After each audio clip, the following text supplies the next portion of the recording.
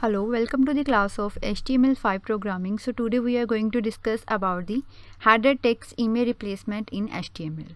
So in this class we will discuss how to replace the image with the header text. So this is done when clients want to use the font typeface that is not web safe.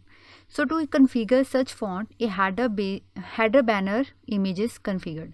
So today in this program we will configure banner as the background image within the header element. So I have designed this program.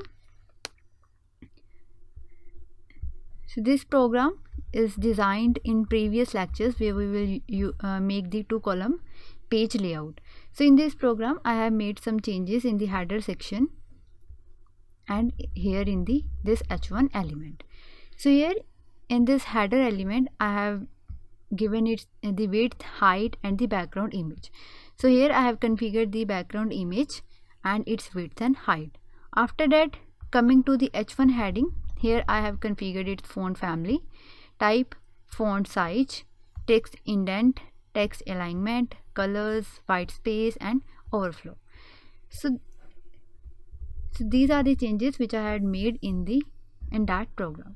So in body section, here in header part there is the h1 heading which we have configured here with these properties. So here we are making the changes to the header part. So let's see how it will be displayed in the browser. So go to run and now click over launch in Chrome. So you can see it is displayed like this in the browser.